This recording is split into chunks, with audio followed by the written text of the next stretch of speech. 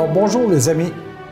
Depuis quelques enseignements, nous avons pris la Terre comme école de vie.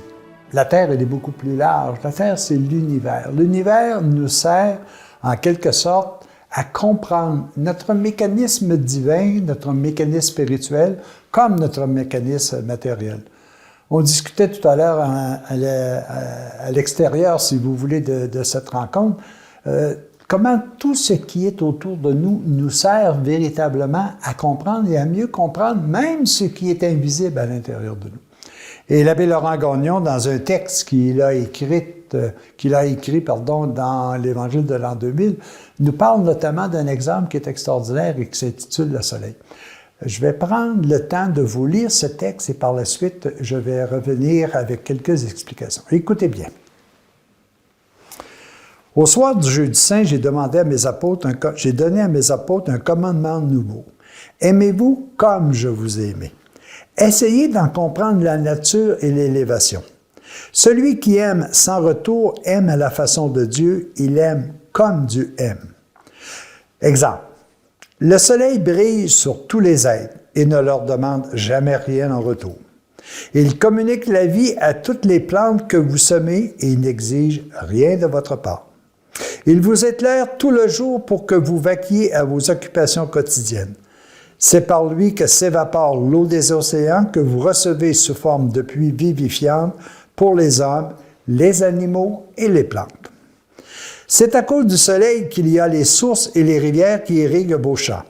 C'est encore à cause du soleil que vous recevez la chaleur douce et bienfaisante, et s'il disparaissait pendant quelque temps, toute vie cesserait sur la terre. Et que vous demandiez le soleil en retour, rien.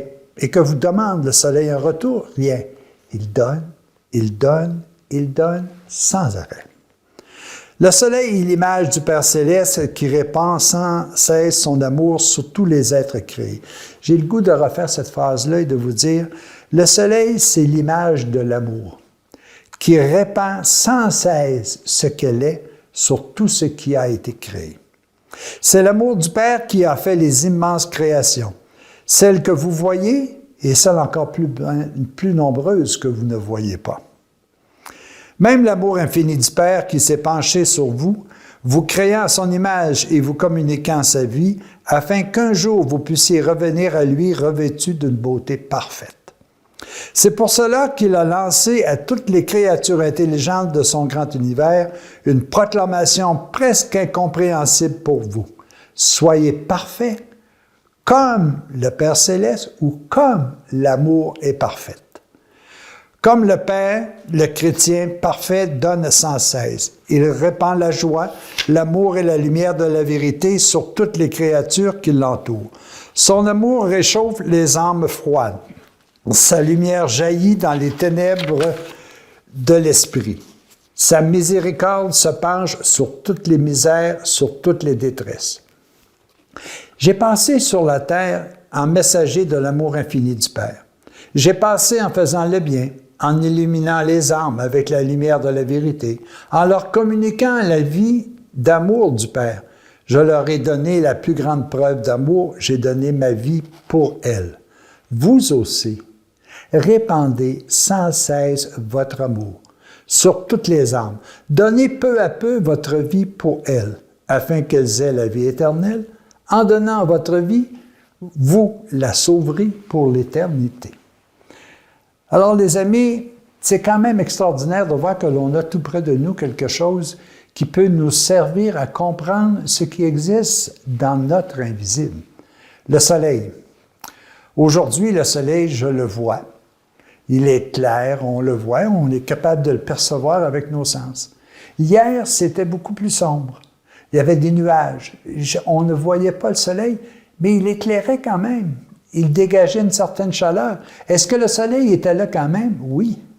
La nuit, quand nous sommes à l'état repos, que la lune est là pour nous guider, est-ce que le soleil n'existe plus? Oui, le soleil existe toujours.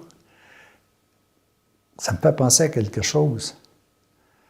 Est-ce que ce soleil qui est si brillant, qui existe toujours, est-ce que je n'aurais pas quelque chose qui est similaire à l'intérieur de moi, qui a la même puissance, qui a la même énergie et qui s'appelle l'âme, ou plus précisément, l'Esprit divin dans l'âme?